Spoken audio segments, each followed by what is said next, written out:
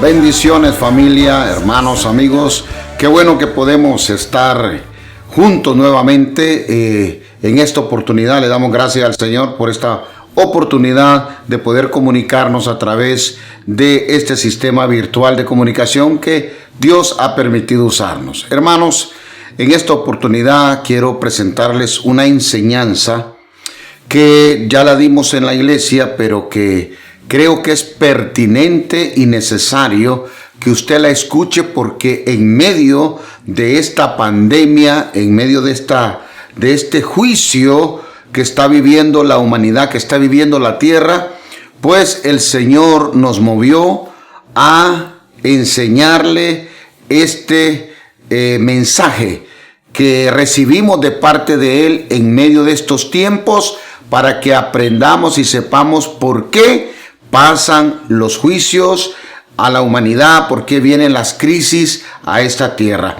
Ponga atención para que podamos hacer lo que Dios nos manda hacer en tiempos de crisis. Pero como siempre, mis hermanos, antes de pasar a este mensaje, acompáñenos a alabar y adorar a nuestro Rey y Salvador Jesucristo.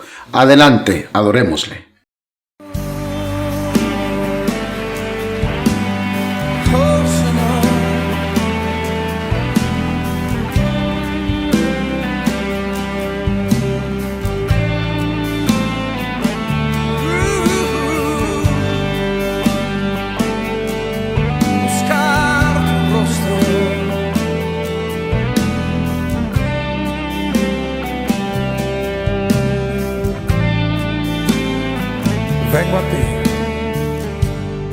Vengo a ti, guíame, santifícame en ti.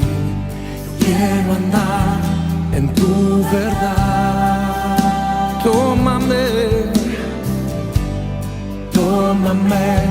abrázame, mi corazón hoy vuelvo a ti. Solo a ti quiero humillarme. Quiero humillarme, buscar tu rostro. Hoy me arrepiento delante de ti.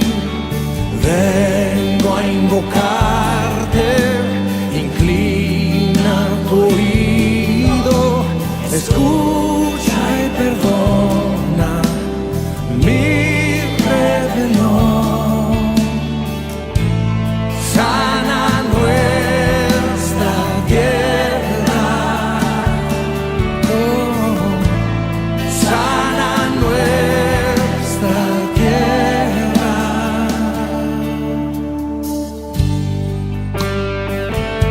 Señor, hazlo.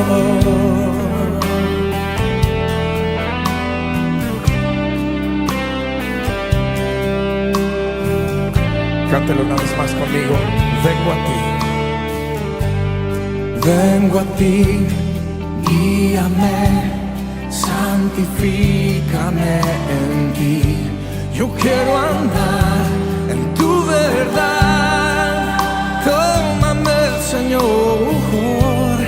Tómame, abrázame, mi corazón hoy vuelvo a ti. Solo a ti, solo a ti. Quiero humillarme,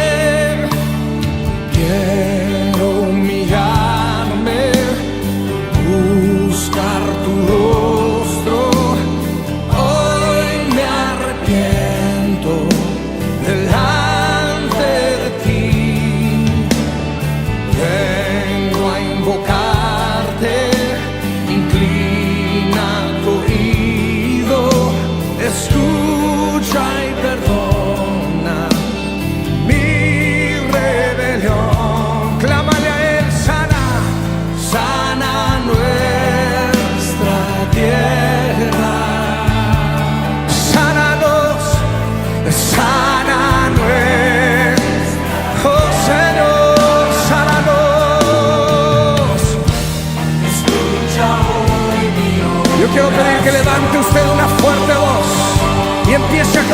decirle: Señor, escúchanos, perdónanos, perdona nuestro orgullo, perdona los pecados de tu iglesia. Desciende, Señor, toca la tierra, perdona nuestros pecados, sana nuestra tierra, Señor. Oh Dios, sánanos, Señor. Clamamos a ti, Señor, por sanidad. Te necesitamos.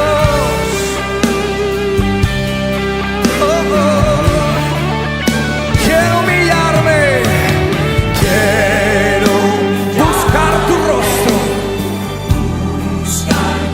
Hoy me arrepiento,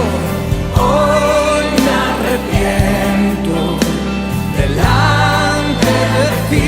Vengo a invocarte, inclina tu oído, escucha y perdona mi rebelión. Sana,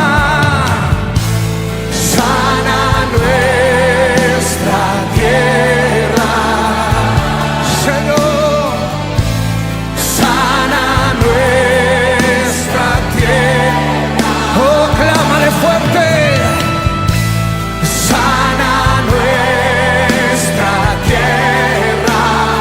Sánanos, Señor. Sana nuestra tierra. Que nos oigan hasta el cielo. Sana nuestra tierra. Oh, Señor. Sana nuestra tierra. Sí, por favor. Sana nuestra tierra con tu amor. Ten misericordia, Señor. Ten misericordia. Misericordia sobre tu pueblo.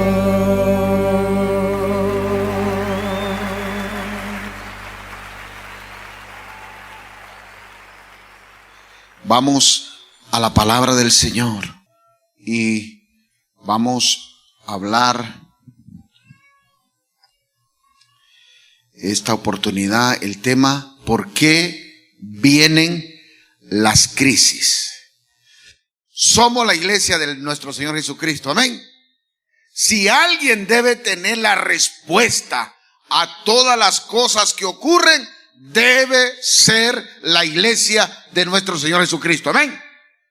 Porque a nadie Dios le revela las cosas sino a su pueblo. ¿Dónde estamos? ¿Por qué vienen juicios? ¿Por qué vienen crisis? ¿Y cómo podemos vencerlas? Solamente la iglesia tiene las respuestas, amén. El mundo no sabe dónde está parado. El mundo no sabe qué tiempo es el que está viviendo. El mundo no tiene ni idea por qué pasan las cosas, porque está claramente escrito que aquellos que no conocen a Dios están viviendo en una ceguera, están viviendo en tinieblas, están viviendo en oscuridad, no saben ni de dónde vienen ni para dónde van. Pero la iglesia del Señor, el pueblo de Dios, caminamos en luz. ¿Por qué? Porque tenemos lámpara, porque tenemos lumbrera en nuestro camino. Y sabemos de dónde venimos y para dónde vamos. Por eso hoy le tengo que decir por qué vienen las crisis a la vida del hombre, por qué vienen las crisis a la humanidad, por qué vienen las crisis a la familia. ¿Cómo podemos vencerlas? Dios me envió cuando le pregunté, estaba orando, le digo: Señor, nosotros tenemos que tener claridad del tiempo profético que estamos viviendo. Nosotros como iglesia tenemos que saber qué es lo que está pasando, por qué está pasando. E inmediatamente el Espíritu de Dios me mandó a esta escritura. El Señor me dijo, vete a Elías y vas a encontrar la respuesta. Y dice en Primera de Reyes 17, 1 y 2, entonces Elías Tisbita, que era uno de los moradores de Galad, dijo a Acab, vive Jehová Dios de Israel, en cuya presencia estoy, que no habrá lluvia ni rocío en estos años, sino por mi palabra. Mire, ¿por qué Dios le da una orden tan terrible al profeta? Estamos hablando de un tiempo, dice aquí, durante un tiempo crítico el profeta Elías hace su aparición en la historia de Israel, cuando la fe en el Dios de Israel era amenazada por la decisión del rey Acab de erigir un altar en Samaria para Baal, el dios cananeo. Y el juicio fue, no lloverá sobre toda la tierra. Ese era el juicio. Ahora, usted imagínese que el juicio no vino sobre una porción, sobre una nación. El juicio vino sobre toda la tierra. No lloverá, no va a llover, no va a caer rocío, sino por mi palabra. Fue la orden de Dios al profeta. Ahora, ¿por qué Dios manda juicios? ¿Por qué viene crisis a la tierra? Viene crisis a naciones, vienen crisis a familias.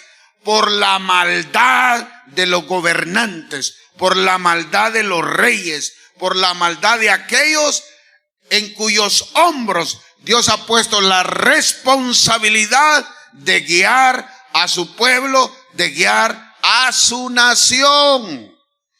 Ponga atención a esto, por favor. ¿Por qué Dios le dijo al profeta Elías, aparécete al rey Acab y da la sentencia que van a quedarse sin lluvia por un tiempo? Por la maldad de los reyes de Israel, comenzando por Jeroboam. En Primera de Reyes, capítulo 14, ahí está la historia de cómo Dios escoge a este hombre y le permite tomar una porción del pueblo de Israel. Y mire lo que dice la escritura allí. Ve y dile a Jeroboam, así dijo Jehová Dios de Israel, por cuanto yo te levanté de en medio del pueblo y te hice príncipe sobre mi pueblo Israel,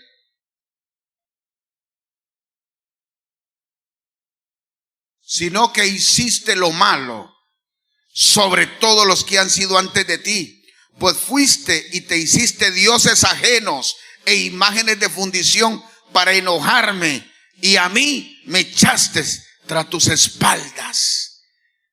Por tanto, he aquí yo traigo mal sobre la casa de Jeroboam, y destruiré de Jeroboam todo varón, así el siervo como el libre en Israel, y barreré la posteridad de la casa de Jeroboam como se barre el estiércol hasta que sea acabada.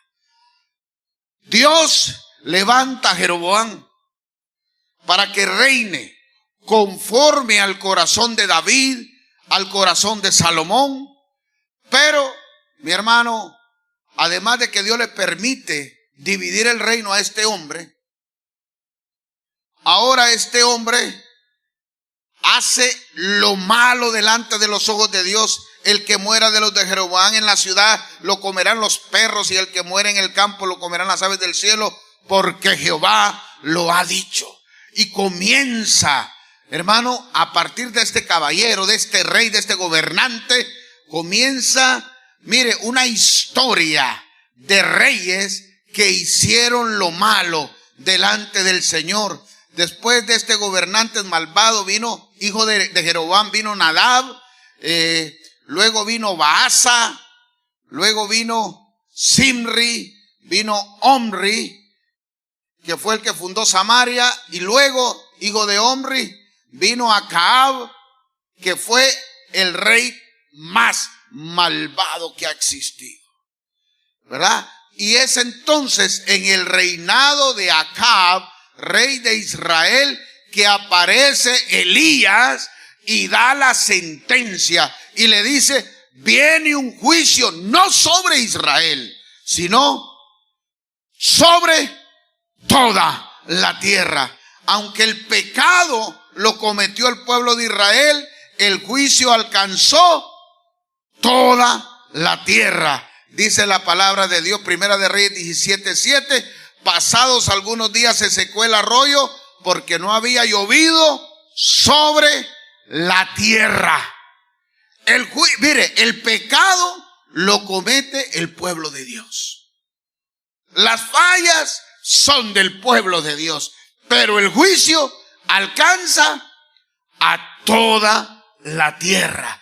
Imagínense, todas las naciones de la tierra estaban en una sequía, no llovía. Habían pasado años y no llovía. Los animales, dice la escritura, que solamente al rey le habían quedado unos animales, porque ellos tenían reservas de agua. Usted va a decir, este es el reino del norte, allá en Samaria. El reino del sur no tenía tanto problema. Le voy a explicar por qué. Porque uno de los reyes mandó a hacer un subterráneo desde los altos del Golán, allá en Jerusalén. Hizo un subterráneo y metieron el agua a Jerusalén, pero profundo, ¿verdad? Y en la roca, dice que cavaron un túnel y trajeron el agua desde lejos hasta Jerusalén e hicieron estanques en Jerusalén. Así que Jerusalén, en el reino de Judá, tenía agua, pero el reino del norte, Samaria, donde estaban estos caballeros, y Jeroboam, que era el que había dividido el reino, 10 tribus al norte, 2 al sur, ellos pecaron, ellos se rebelaron, ellos hicieron lugares altos, levantaron ídolos, levantaron adoración, hasta sacrificaron a sus propios hijos a los Baales. Un pueblo que se apartó totalmente de Dios, y viene el juicio no solamente para ellos, sino para todo el mundo. ¿Por qué vienen los juicios? Porque el pueblo de Dios peca deliberadamente. Por eso la palabra nos manda a que oremos, y oremos como oró Daniel, oremos como oró Nehemías, oremos como oró Isaías. Padre, ten misericordia de nosotros, porque todos nosotros a una nos hemos apartado de tu palabra, te hemos dado la espalda. Y si Dios tiene misericordia, nos va a escuchar. Todas las naciones de la tierra estaban bajo juicio y no sabían por qué. Solo sabían que había dejado de llover. Yo me imagino todas las naciones. ¿Qué habrán hecho los brujos? ¿Qué habrán hecho otras naciones? No llueve. ¿Cuántas cosas no habrán hecho? ¿Cuántas naciones allá afuera no le habrán rezado? No le habrán hecho sacrificios a sus dioses para que lloviera. ¿Qué habrán hecho las tribus para que lloviera? Sin saber que el juicio lo decreta Dios, y lo decreta por causa de que su pueblo se aparta de su palabra y de sus principios. Pero ¿sabe? Hay algo hermoso, que en medio del juicio Dios cuida de sus hijos. ¿Cuántos alaban a Dios? En medio del juicio, en medio de la crisis, Dios cuida de sus hijos. Le dijo al profeta: apártate de aquí y vuélvete al oriente y escóndete en el arroyo de Querit, que está frente al Jordán. Beberás del arroyo, y yo he mandado a los cuervos que te den ahí de comer. Dice la Biblia que el profeta se fue y se apartó y tomaba agua del arroyo, y los cuervos en la mañana y en la tarde le traían carne y le traían pan. Yo no sé si usted ha experimentado eso en este tiempo de crisis, cómo Dios ha cuidado de su vida, ha cuidado de su casa, ha cuidado de su familia, y Él ha tenido gente que le ha provisto en medio de la necesidad. ¿Cuántos pueden decir Dios es fiel? Dios es fiel. Yo soy testigo del poder de Dios, porque en medio de la crisis, en medio de la necesidad, Dios tiene provisión para su pueblo. Dios nos ha provisto. He recibido llamadas de los pastores que están en otras naciones y me estaban diciendo: pastor, nunca habíamos sido tan bendecidos como en medio de esta pandemia. Dios nos ha bendecido, ha enviado gente que nos ha provisto de todos lados. Lo último que me dijo un pastor, que le damos gloria a Dios, nunca habíamos tenido tanta abundancia de alimento. Y por último, estábamos orando desde principio de año, estábamos pensando: Señor, si nos proveyeras esta petición. Estaban pidiendo un auto, y cuando comenzó la pandemia dijeron: Señor, hay cosas más importantes que un auto, olvídate del auto. Ay, hermano, hace como 3 semanas se lo llevaron a la casa. Venimos a regalarles, hasta con chongo dice que llevaron el carro.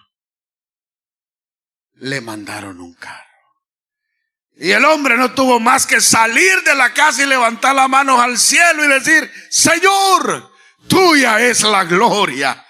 Ay, Señor, lo anhelábamos, pero creíamos que no era el tiempo. Creímos que nos habíamos adelantado, pero gracias. Imagínense, en los proyectos de alimentos en Ecuador, en Honduras, nunca habíamos repartido tanta comida. La semana pasada enviamos unos barriles de cosas que necesitamos para los proyectos, hermano, y el miércoles por la tarde me llama un pastor que no lo conozco. Me dice: yo sí lo conozco a usted, lo estoy llamando para decirle que tenemos un camión, un truck de alimento para usted. Le digo: Señor, solo te dimos 3 barriles y nos estás mandando un truck con 24 paletas de comida. Vete al arroyo, que mientras hay crisis, yo me aseguraré que no te falte nada. Él prometió estar con nosotros todos los días hasta el fin del mundo. No te faltará pan. ¡Qué fidelidad! Pero sucede algo. Sucede algo y cuesta entenderlo. La Biblia dice que el arroyo se secó. ¿Cómo? Se secó el arroyo. Dios mandó a secar el arroyo. Y los cuervos empezaron a hacerlo locos. Después de un tiempo. Y le pregunto al Señor: Señor, ¿y qué pasó? ¿Por qué le secaste el arroyo? El Señor me dijo: porque se había acostumbrado. Ya no quería hacer nada. Se levantaba tarde. Miraba televisión todo el día. Dice el profeta, hasta mandó a hacer una silla de mecer a la orilla del arroyo. No quería hacer nada, se acomodó. Y ya solo por Zoom quería predicar. Ya no quería salir a predicar. Entonces Dios le secó el arroyo, porque se levantaba a las 11 de la mañana el profeta. Había aumentado como 20 libras. Porque los cuervos no fallaban, hermano. En la mañana y en la tarde, allá aparecía en la cuenta de banco la bendición que le mandaba. Y ya ni siquiera iba al supermercado, sino que llamaba y se lo llevaban a la puerta. Ni en eso, ni ejercicio hacía para salir. Entonces Dios le secó el arroyo. Le secó el arroyo. Dios le manda a secar. Y algunas traducciones en los comentarios dicen que cuando el arroyo se secó, el profeta empezó a escarbar. Se buscó su palita y dijo, tengo que encontrar agua. Y empezó a escarbar. ¿Por qué empezó a escarbar ahí? Porque no quería salir. No, yo tengo que hacer lo que sea. Pero voy a usar mis técnicas, voy a usar mis tácticas. Pero esta vida está buena. ¿Por qué? Porque Dios le había dado la orden de salir de Israel. Había que dejar el arroyo, había que dejar el pan y la carne que le traían y había que salir de la nación de Israel. Ahora, eso es difícil porque Elías no quiere salir. Dice, voy a escarbar, voy a hacer mis propias técnicas. Porque no me quiero ir. Primero porque la bendición está en Israel. La tradición decía que la presencia de Dios no estaba fuera de Israel, que la gloria de Dios no se manifestaba fuera de Israel. La tradición decía que solamente los milagros ocurrían dentro de las fronteras de Israel. Y Dios le está diciendo al profeta, tienes que salir de la nación. Y el profeta dice, mejor escarbo. Voy a ver cómo me las arreglo, pero de aquí no me voy, porque está buena la cosa. Me acomodé.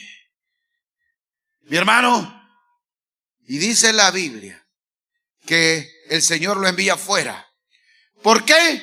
Porque la misión y el cumplimiento del propósito no se puede esconder en medio de la crisis. Usted y yo no podemos olvidarnos de las necesidades que hay para todo el pueblo que no conoce de Dios. Hay una gran necesidad fuera del pueblo de Dios. No nos podemos encerrar nosotros en el arroyo. No podemos encerrarnos nosotros a declarar que Dios es nuestro proveedor. El mundo tiene que conocer al Dios de los milagros. El mundo tiene que conocer que solamente en Él hay provisión y salvación. Aleluya. La Biblia lo manda fuera de Israel, donde supuestamente no hay gloria, no hay milagros, no hay presencia. Lo manda a Sarepta de Sidón, fuera de Israel. ¿Por qué lo manda? Porque hay crisis allá también. Fuera de la iglesia hay crisis. Había una viuda, había una mujer que había perdido a su esposo, había una mujer que no tenía esposo. Y quiero decirle que usted y yo sí tenemos y podemos presentárselo a todas esas viudas que están afuera, que no tienen, hermano, no tiene quien les supla, que no tiene quien las ame, que no tiene quien las quiera. Usted y yo tenemos a aquel que nos amó hasta la muerte y lo podemos anunciar. Y a toda esa generación que no tiene padre allá afuera, que no tienen esposo, usted y yo le podemos llevar la palabra de consuelo. Es tiempo de salir del arroyo, hermanos. Dios ha sido fiel. Dios ha sido fiel. Nos ha provisto, nos ha suplido, ha usado cuervos, ha usado a quien menos usted ha creído. Mire, ese truck lo mandó el presidente Trump, un cuervo. Porque cuando Dios da una orden, se tiene que obedecer. Pero usted y yo no nos podemos encerrar a darle gloria a Dios solamente. Tenemos que salir y llevar esta palabra a las naciones que están en crisis. Usted y yo no estamos en crisis, estamos en Cristo.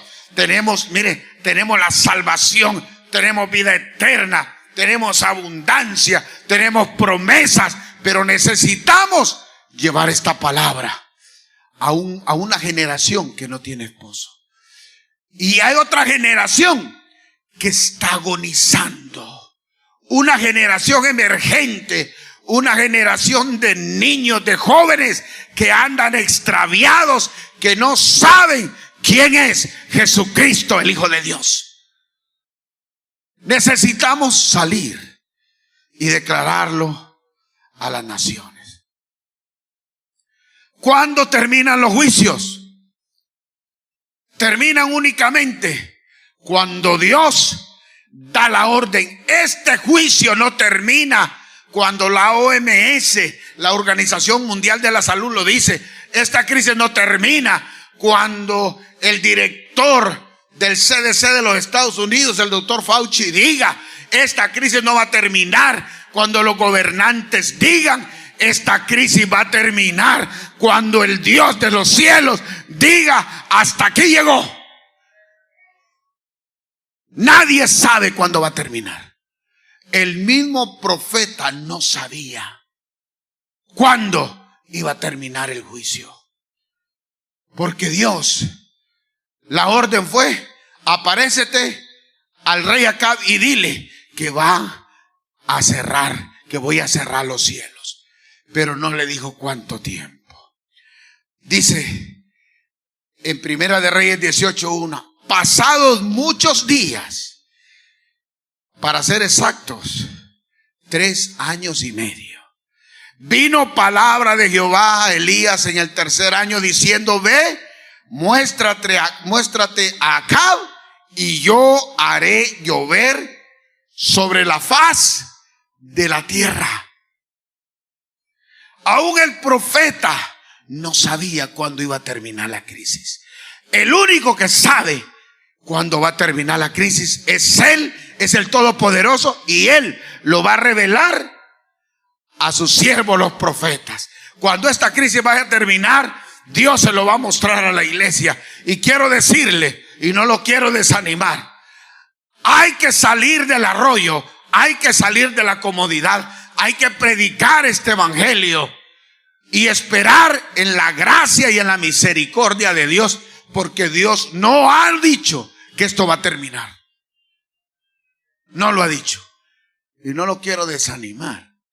Pero le quiero decir que a todo hombre y a toda mujer que estamos haciendo la voluntad de Dios, Dios nos va a guardar.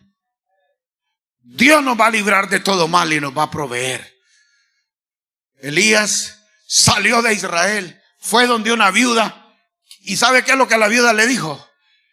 Estaba juntando una leña para hacer el fuego y hacer una torta, hacerme un pan, porque solamente tengo un poquito de harina y un poquito de aceite, y me iba a hacer un pancito, lo iba a partir con mi hijo y nos íbamos a encerrar a morir. No sé si usted está escuchando. Me iba a hacer el último pan, lo iba a partir con mi hijo y nos íbamos a encerrar a morir. ¿Sabe cómo está la gente afuera? Desesperada, en angustia, esperando que alguien llegue, alguien que tenga la palabra de Dios y le diga: tranquilo, tranquila, Dios es nuestro guardador, Él es nuestro sustentador, y Dios es nuestro Jehová Jireh, y Él nos va a proveer en medio de la necesidad. Hay que ir y darle esperanza a estas generaciones que están muriendo en medio de la crisis.